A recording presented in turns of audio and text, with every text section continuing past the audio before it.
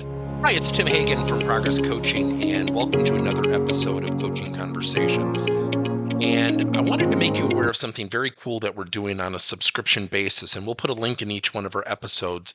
But every Wednesday, we're going to be doing what we call an audio podcast workshop. That workshop will be roughly about 14 to maybe 20 minutes per episode, with each month having a theme from a coaching model, using feedback strategically, to coaching self-awareness, and so on.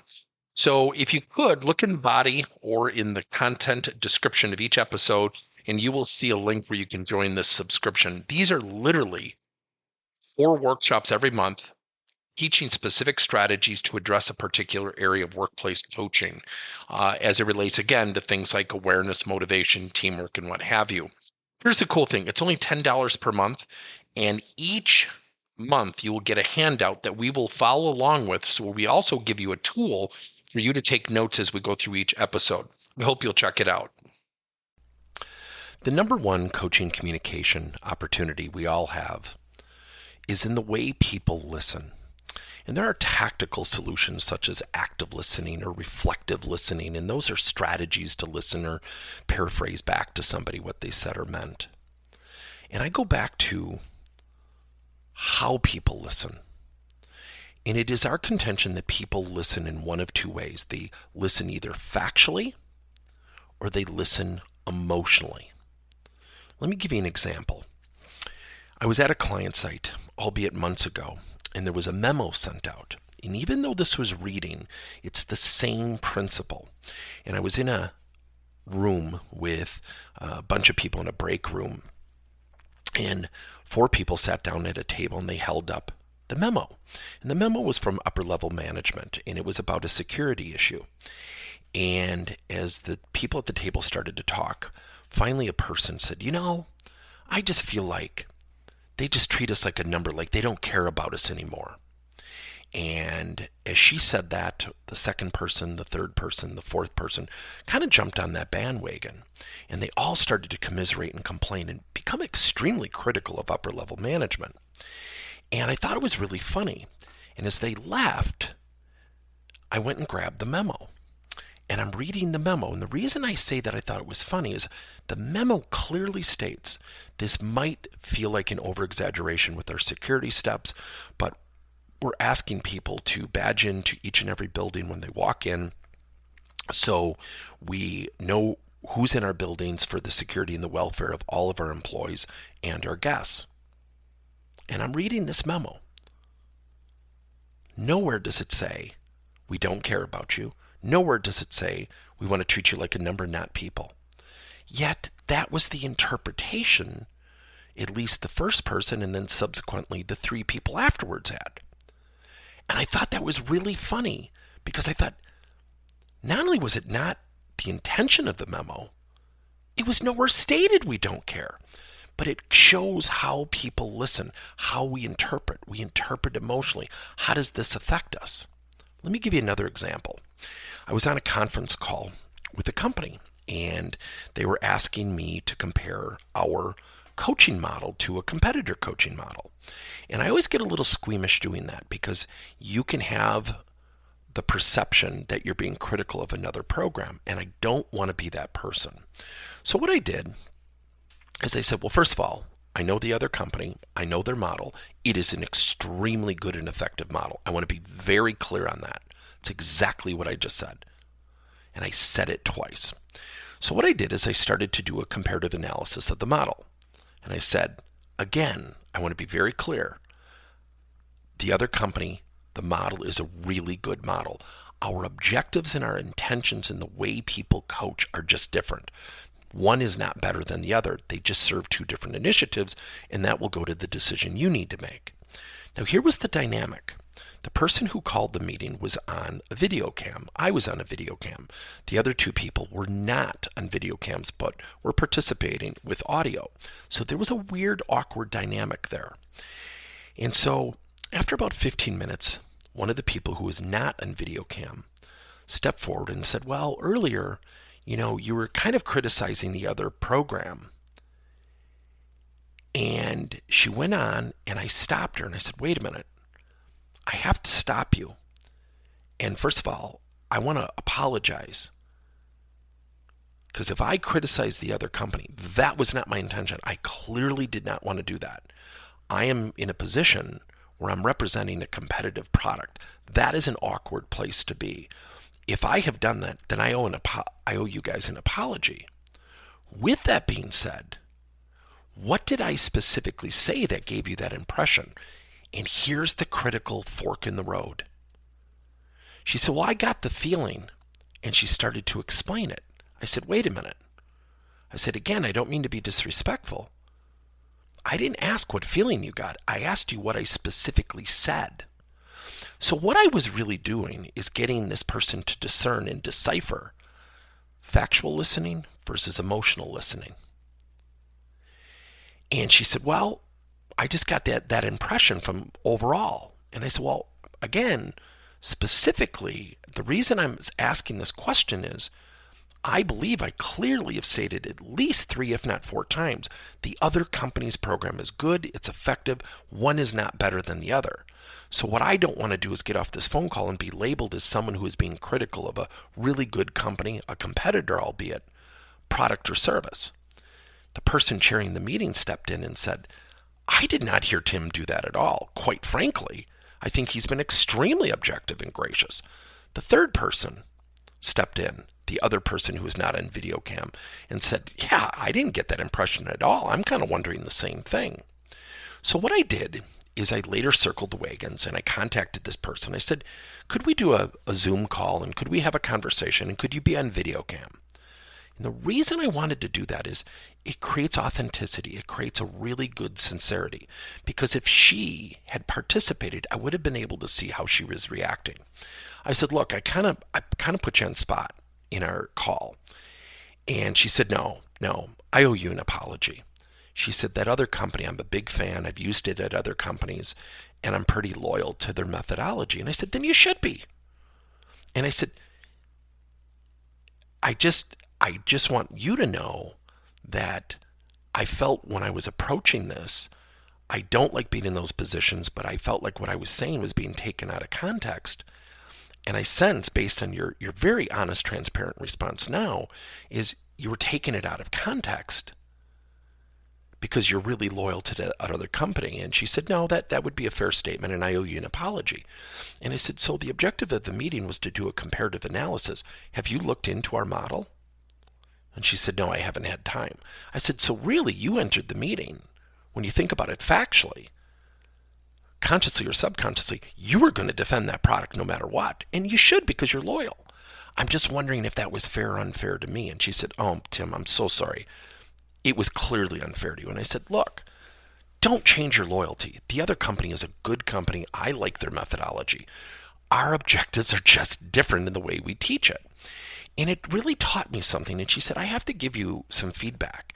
She said, I've never had somebody do that to me. And I said, look, I don't fear conflict. I don't fear those conversations, so that can conjure up a really negative impression of me. Yet when that occurred, I just didn't want to get off the phone and have myself be labeled as someone who's being critical when my intention, at least my intention, but I also felt my output was very objective. And she said, no. And she said, I'm really happy you did that. And she said, it's interesting because you used a phrase, listening factually or emotionally. And she said, I was clearly emotional. And I said, you know what? I do the same thing. We all do it. And I said, this is where we help people conversationally. Is somebody listening factually or are they listening emotionally? And she said, you really get in depth when you coach and you teach. And I said, yes, because those moments, much like the one you and I had, create lasting impressions. And I said, it is something that we've dealt with for 23 plus years.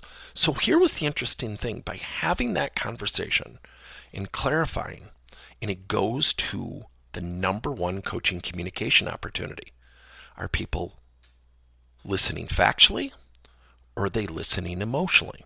So literally, we are encouraging people to define that. So the cool technique is you can define that for people. If you are listening emotionally, you are listening with how it affects you, your interpretation. Potentially, you might spin it and put your own flair on what was meant. Listening factually is here's factually what was represented. Here are the bullet points. Here's exactly what was said without emotional interpretation. So by defining that for people, it positions managers and coaches when somebody is getting emotional to say, John, are you listening emotionally right now or are you listening factually? Here's the cool thing. When you're having those conversations and you have that frame of reference, what that allows you to do is be in a position to certainly draw attention to someone who's listening emotionally, who might be or is taking things out of context and putting their own interpretation on things. That's where rumors start. That's where poor interpretations are created. That's where upper level management or management's trust is undermined, because people will share it with other people based on their interpretation. And here's the worst part. They will share it as fact. I cannot tell you in all the years I've been in business how many times I've heard in a lunchroom, a break room, where you hear somebody say to another employee, oh, that manager, he or she just doesn't care. I do not know, nor have I ever met a manager who's gone into management and said, I'm really hoping to get into leadership to show people I don't care. Now, that might be a perception, yet the way we communicate our perceptions is factually. Isn't that interesting? It comes full circle. We will share with a fellow teammate that manager simply does not care. How does somebody know that? So let me share one more story with you. I had a client literally say to me, someone I was coaching directly, an employee of one of our managers, and the employee says, well, I just get the feeling he just doesn't care. I said, oh, where do you get that feeling? She said, excuse me? I said, well, where do you get that feeling? Well, it's just the way he acts. I said, give me an example. And what I was doing is using drill down questions. And what I wasn't letting her do was just on the surface give a blanket statement. I was making her quantify it. And lo and behold, as you can probably imagine, she could not quantify it. So I said to her at the end, I said, it's interesting. I've asked you 3 times to give me an example and to give me specifics of where he showed you he didn't care. What you've described for me is how you've perceived things. I said, so I'm going to ask you a really loaded 2-step question. 1, have you shared that with your manager, how you're feeling? 2, have you shared it with anybody else? And she immediately goes red. And I said, well, the first question, have you shared it with your manager? And she said, no, I haven't. And I said, I take it by your facial expression, you have shared it with other people. And she said, well, not many. I said, oh, okay. I said, so now let me ask you this. If that manager knew you had shared it with other people and not himself, what do you think his impression would be? Well, he'd be upset. I said, why would he be upset? She said, well, I probably should have gone to him first. I said, well, I would take the word probably out. I said, do you know why? And she said, why? I said, I'm telling you right now, even if you've only told one person, you have entrusted the trust you have between you and your manager in the hands of that other person. You have taken a risk you did not need to take to. You might trust this person with your life. Yet, if it gets out and it gets to your manager, I guarantee you there will be a spin or emotional interpretation on that as well. And when that gets to your manager, what's going to happen with your relationship? She said it would probably hurt it a great deal. And I said, absolutely. I said, so should he care as much? She said, excuse me? I said, should he care as much? I said, the start of this conversation was, you were basically stating to a certain extent he doesn't care. And when I asked you to quantify it, you couldn't do that. Yet, by your own behaviors, you're actually giving him reason not to care. And all of a sudden she said, oh my God. And we started laughing. I said, look, I think you have a wonderful opportunity to sit down and always when you share your feelings are important. But you have to share them in an authentic, transparent way, not through a third party. Who wants to hear that? And share it and say, here's how I'm feeling, whether fair or unfair. Here's how I'm feeling, and I wanted to share it with you in full transparency. Now, is there a risk associated with that conversation? Absolutely, depending on the manager. And I looked at her and I assured her, I said, I'm telling you right now, he will take this better than you could ever imagine. So to her credit, she went and had the conversation, and the relationship's been great since. And he said, I never knew you were feeling that way. I've never gotten that impression. Shame on me for not noticing it. Let's get together on a regular basis. And their whole relationship changed. What she was doing was labeling her relationship with her boss. How? Based on interpretations without conversation. That's why the number one coaching communication opportunity we have as leaders is getting people to listen factually. I am not discounting emotions and feelings. They are important things. Yet those emotions and feelings have to be communicated to the source where they're being created so there can be an above board, transparent conversation. Thank you for listening to another episode of Coaching Conversations by Tim Hagen and Progress Coaching. Now, our company is always coming out with new and innovative solutions to help leaders coach their employees. And recently, we just created a new service called Coach to You, where leaders can pick and choose topics and assign 7 to 21-day programs for employees to learn and, more importantly, apply actions and then reflect and share what they're going to do going forward as a result of the learning. It's called Coach to You. We're literally bringing coaching to your employees. If you're intrigued, we'll have a link in each one of our episodes where you can get more information. And again, thank you so much for listening to another episode.